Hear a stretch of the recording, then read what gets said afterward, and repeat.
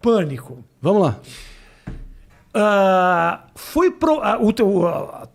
ironia lá que você... Foi interessante isso, né? A piadoca que você fez pra cima do Bolsonaro. Sim.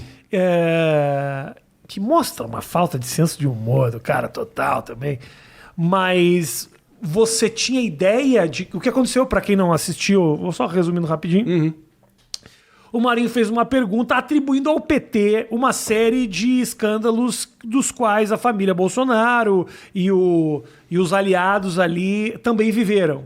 E a verdade é que muitas vezes esses escândalos realmente passam pelos dois lados, de verdade. Sem dúvida. As rachadinhas, não sei o quê. Indicação política para o STF. Isso. Você comprar base parlamentar com emenda. Isso. E também vender o governo para o Centrão. Vender o governo para o Centrão. Isso aconteceu muito, só que ele focou falando... E milícia digital que usa máquina de moer reputação contra o oponente. Isso eu acho que a esquerda ainda não tem essa inteligência digital aí. Mas tinha, pô. Mas era muito mais. Não era o nível. Porque os métodos foram se sofisticando. E aí a Bolsonaro. A esquerda não tinha Steve Bannon. E não tinha investimento estrangeiro, cara. Que é muito dessas. Dizem também que. Dizem que teve grande fora do país. É o que fala. Não se sabe. Mas então a pergunta foi um pouco essa, que era para provocar todos os escândalos dos quais o Bolsonaro está envolvido hoje em dia. Sim. Você tinha ideia de que a reação dele seria assim grosseira do jeito que foi? Do jeito que foi, eu suspeitava. O que você pensou? Porque aquela decoradinha, aquela pergunta era decoradinha. Mas também eu tinha... Imagina, se bota no meu lugar. Eu tô me reencontrando com o cara 3 anos depois. Eu tenho uma bala na arma. Eu tenho que dar um headshot. E acho que assim foi bem missão cumprida nesse sentido. Porque depois, se você espera... Porque eu expus. Porque você falou bem aí, irmão. Porra, a minha missão ali era expor exatamente a fragilidade dele, a intempestividade dele, a incapacidade de lidar com o contraditório, o fato que ele está acostumado recentemente a só ficar restrito a ambientes amigáveis, perguntas...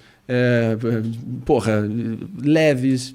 Só então, fala com a SBT e com a Record, que estão obviamente do lado por aí. Mas a questão é a seguinte: eu acho que mais do que qualquer coisa era expor as semelhanças, como eles estão indistinguíveis, os dois. Lula e Bolsonaro são a mesma face da moeda inflacionada do populismo brasileiro, ponto final.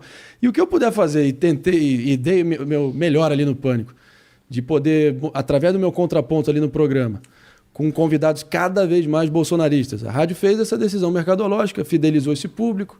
De fato, está aí provado que, acho que pelo visto, estão colhendo os frutos disso, estão com uma audiência cativa, cada vez maior. Bolsonarista, principalmente bolsonarista, sem ilusão quanto a isso. Vamos dar nome aos bois também, não tem nenhum problema, é legítimo. A empresa privada fez isso. Agora, eu acho que também é sintomática a minha saída ali com a entrada de pessoas como o Coppola, o Ricardo Salles e o Alexandre Garcia. O próprio Coppola, eu sou muito grato a ele, considero ele até um amigo, ele que me estendeu o convite para fazer o Morning Show, que foi minha primeira entrevista na minha vida aqui em São Paulo, e dali a minha carreira foi adiante. Então, nada contra ele, mas são pessoas, no mínimo, simpáticas ao atual governo e que vão ao encontro dessa nova linha editorial que está norteando lá a parada. Agora, dando um passo atrás, voltando para a pergunta, eu olhei aquela situação, de fato eu só tinha uma chance, e eu queria expor exatamente essa semelhança dos caras. E acho que assim foi feito. O que aconteceu ali? Ele falou, ele logo já partiu para o pessoal tentar botar meu pai no meio, que, porra, pelo visto, ele claramente não estava vendo o Pânico, que isso aí já virou a coisa mais batida do mundo ali. Eu já estava completamente... Vai falar, óbvio que você vai falar isso, né? Então, ele foi ali, passo a passo, entrando na minha ratoeira retórica. O que ele disse mesmo? Que teu pai... Eu sei que teu pai quer o cargo do Flávio Bolsonaro. Eu não vou cair na tua provocação, tá ok? Não vou cair na tua provocação. Não vou mais te responder, Mario. Não vou mais te responder, tá? Acabou a conversa contigo, Mario. Acabou a conversa. Beleza. E nesse momento, só quem faz um programa ao vivo, com, momento daquele, a tensão, o meu ar rarefeito, tensão no ar, estreia da TV... Irmão, sarrafo lá em cima na pressão.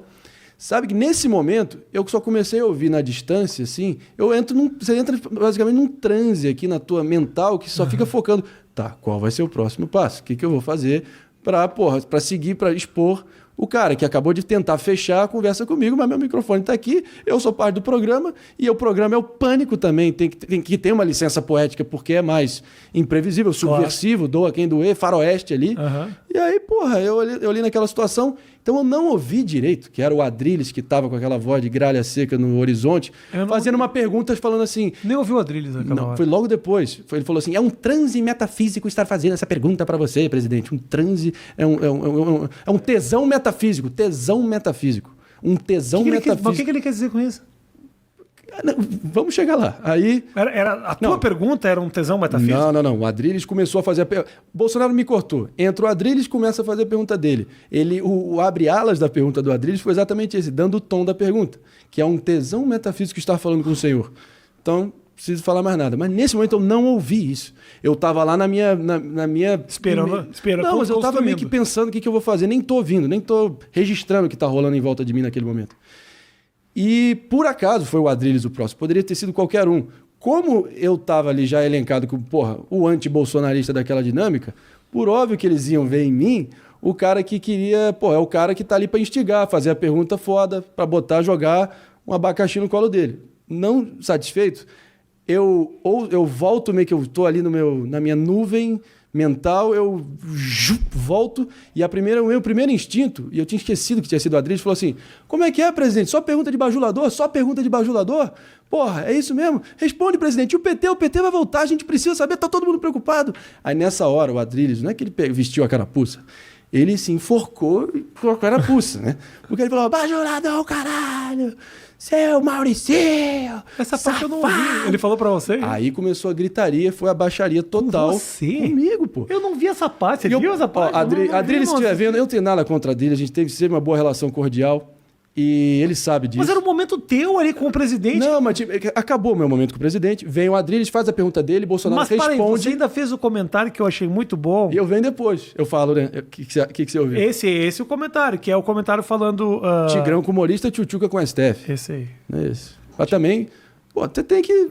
Meu irmão, ali briga de rua ali também, né, pô? Ah, não, mas é o presidente. Então... O melhor de tudo, mutaram o Bolsonaro. Mutaram o Bolsonaro? Não é que mutaram, cara. O cara tem uma desvantagem também que eu... Tava fora. Tava conectado na internet. Fica abafado. Laptop. Imagina se as lives que ele faz já é do Motorola. Imagina da onde a live do Talibã.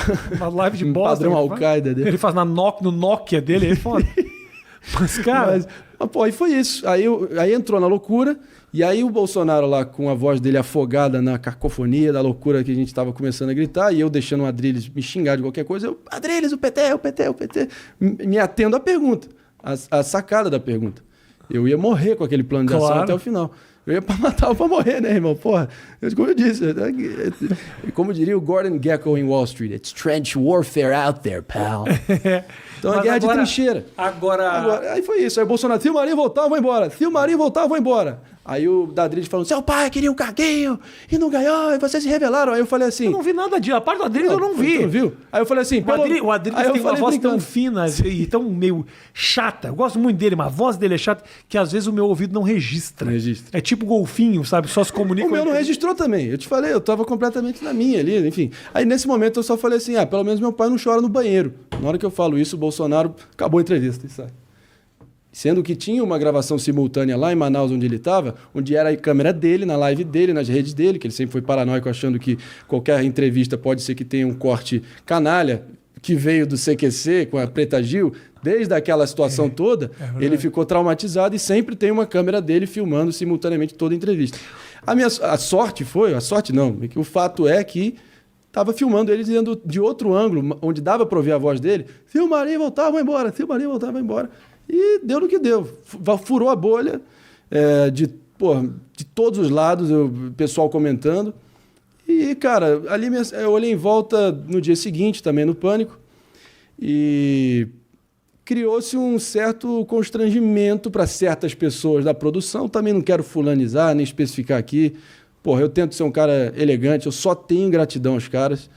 Só deixei amigos, baita, portas abertas.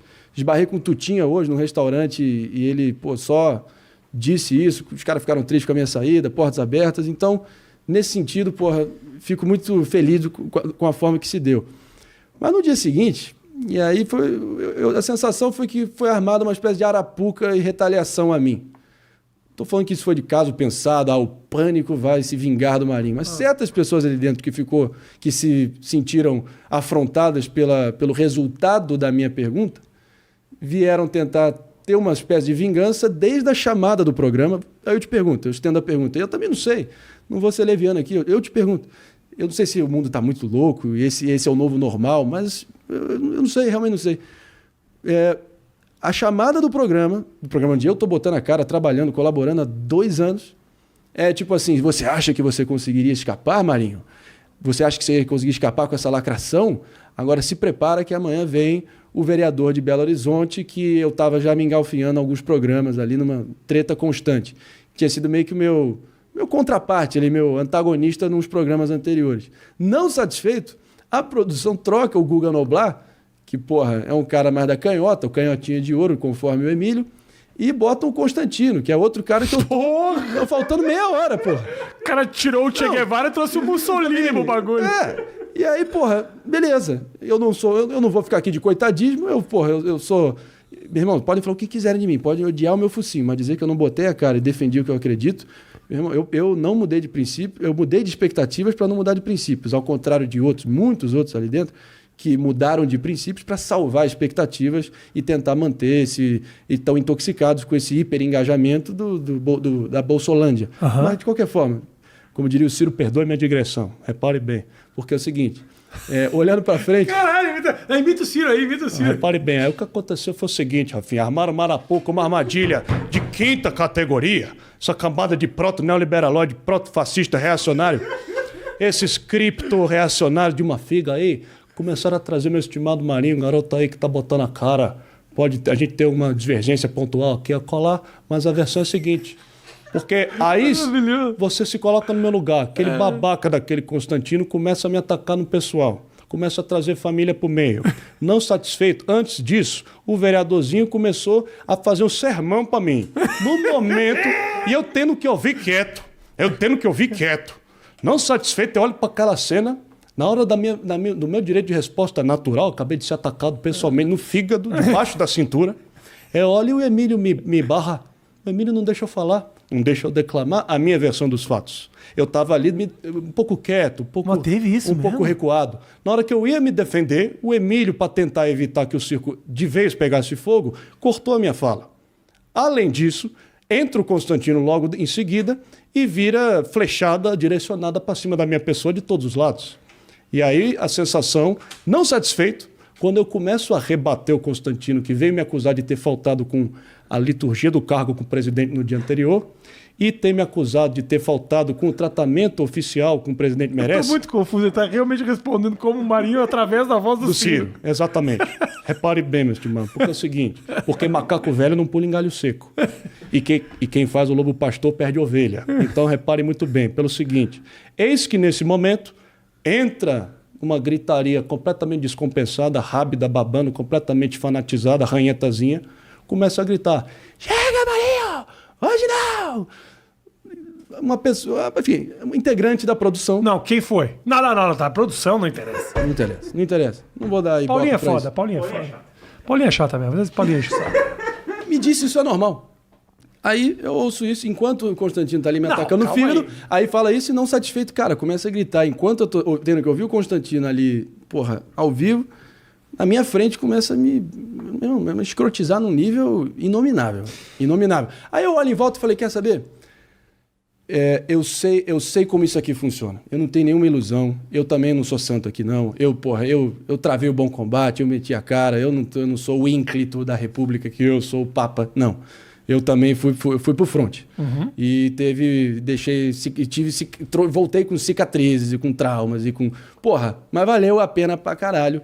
E eu acho que até uma espécie de fim poético para esses 2 anos intensos, especialmente 2021, eu ter exposto Jair Bolsonaro por quem ele é. Essa é a sensação que ficou para mim. Aí eu olhando adiante, porra, se eu fosse candidato ano que vem, que é o que o Emílio insiste em colocar na minha conta, que tudo que eu fiz tinha motivação política, e o que acaba questionando um pouco a minha isenção de tudo que eu falei, e não só como um brasileiro indignado, inconformado, que pode dar suas opiniões sobre o que está acontecendo, porra, eu simplesmente disse, eu não sou candidato a nada, eu não vou ficar refém desse tipo de rotulação, e o que vier depois daqui vai ser só pior, porque todos esses bolsonaristas que estão vindo, eu cheguei a mencionar aqui que foram 33 bolsonaristas, sim, Não, eu li é o você raio, falando você viu isso. isso? Você viu? Então, Eu li. Como é que é? De 33... de 36, 33, então 11 para 1. 36 políticos que foram levados, 33 eram bolsonaristas. Políticos e influenciadores e pessoas do ramo, né? Então, aí eu olhei em volta e falei, cara, se eu fosse candidato, eu ia triplicar a aposta aqui, ia, serrar a fileira de vez, eu ia, intensificar cada vez mais a minha crítica, porque aí sim teria uma motivação política. E olha que, justiça seja feita. Quem me acompanhou na minha trajetória aí, eu acabei de postar um vídeo hoje, dizendo que, política é esporte de contato, mas chamar o outro de gado, eu sempre lembro da Hillary Clinton chamando os trumpistas de os deploráveis, sem redenção, pessoas mal cheirosas, busca-pés que vão no Walmart para se divertir. Eu fico, eu tenho medo de vários brasileiros aí olharem como, é o elitista snob que está desdenhando aí do povão, que é mais conservador, mais religioso e que se apega a esses símbolos todos que eu mencionei, né? Beleza. Por isso que eu acho importante você deixar bem claro que não é o eleitor, é o homem, né? É o homem. Agora, perfeito. Eu tenho tentado dizer isso sempre. Mas lá, cara, você tinha sempre... Eu não tô aqui, já passou, mas foi como foi. I did it my way. Regrets I've had a few. Algum arrependimento ou outro. Poderia ter me preparado melhor aqui, poderia ter evitado determinado comentário. Sim, quem é que não erra? Mas no movimento, naquele momento, desculpa te interromper. Claro. Mas no momento que deu aquele bate-boca com o Bolsonaro, não só o movimento, o bate-boca com o Bolsonaro, mas assim, é muito difícil para um ser criativo que trabalha com humor ter a clareza naquele momento que eu vou responder engraçado aqui. Eu vou dar mais uma... Porque às vezes o cara entra no ódio. E aí quando o cara baixa a cabeça e fala, ele tava desmerecendo o teu pai naquele momento. Ele tava falando que o teu pai tinha um objetivo. Se nesse momento você se deixa afetar por aquilo, aí você perde o tom. E aí você é louco contra um louco. Naquele momento é hora realmente de dar um passo para trás e falar ironicamente, Tchutchuca. E o PT, cadê? Tchutchuca, aquilo que você falou lá do Tchutchuca com um... Tigrão com outro. Tigrão com outro. Isso. Essa hora é hora, porque é foda. Porque era 2 palitos pra você falar. Se a mesma frase saísse com essa cara aqui, já era outra coisa, entendeu? Total. Não, eu falei, eu vou do clown irônico. É o palhaço irônico amanhã. É isso. Essa foi a estratégia. Que eles não esperavam. Foi uma estratégia que eu nunca tinha adotado antes. De vez em quando eu levava pro pessoal. E acabou que nesse dia deu certo. Aí eu olhei em volta, Rafinha, e falei, cara, 2 anos maravilhosos. A sensação que eu cresci 10 anos em 2. Foi a melhor experiência que eu poderia ter tido a nível pessoal, humano mesmo, para ficar mais sagaz, saber como a vida é, saber a natureza das pessoas. Você só pode confiar em quem está da porta para dentro da tua casa. Fora, onde você tem amigos, confidentes, mas, você sabe que o jogo é pesado e que, especialmente no mundo da comunicação, mundo artístico, enfim, óbvio que eu não estou falando que eu quero fazer um voo solo, nem isso, e que eu me tornei um sujeito amargurado. Não, longe disso. Mas, a vida como ela é um pouco, né? Para tudo você ter essa compreensão de que ali não deixa de ser um show, cada um meio que lutando pelo seu, é a vida como ela é.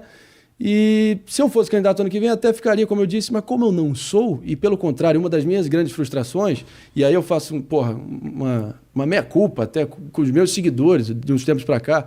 Óbvio que eu ganhei muito seguidor por essa postura combativa, mas a minha veia artística ficou meio que em segundo plano.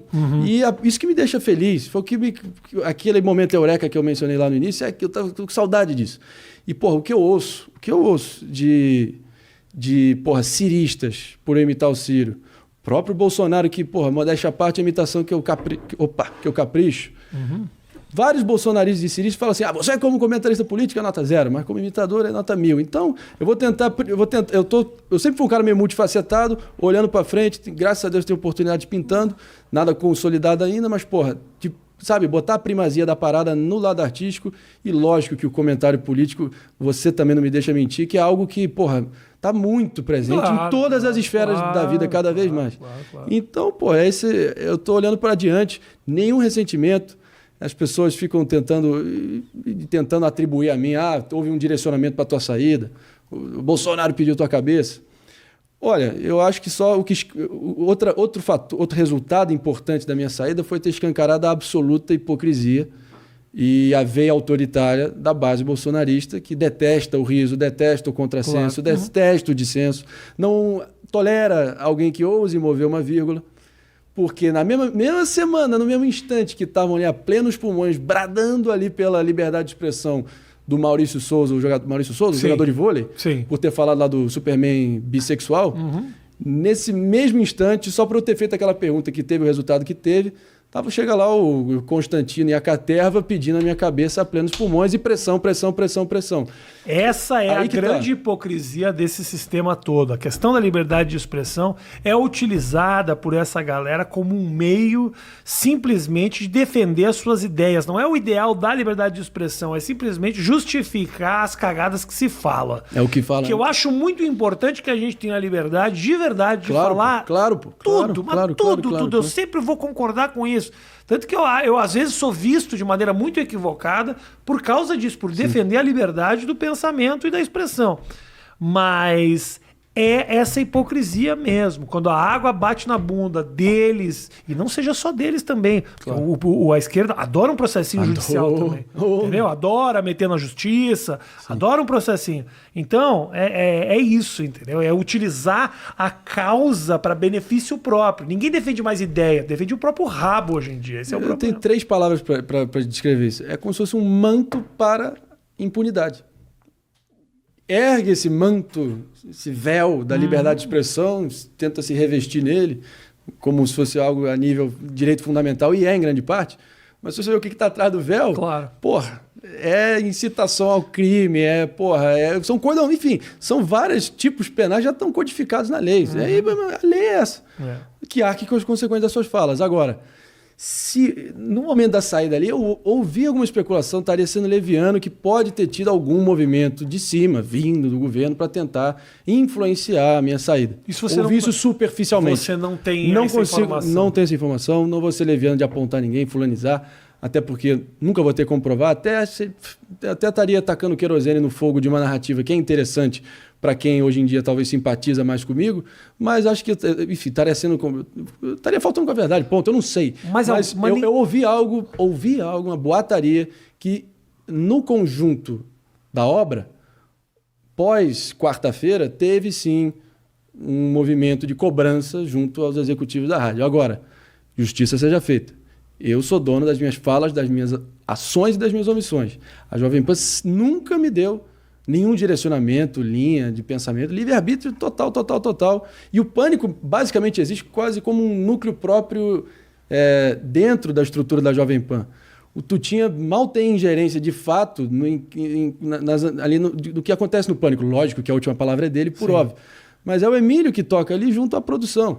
E o Emílio foi, meu irmão, um mestre pra mim. Só tenho gratidão a ele. Puta convivência prazerosa que a gente tinha. Eu tenho a mais absoluta certeza de que ele deve ter gostado da tua pergunta pro Bolsonaro.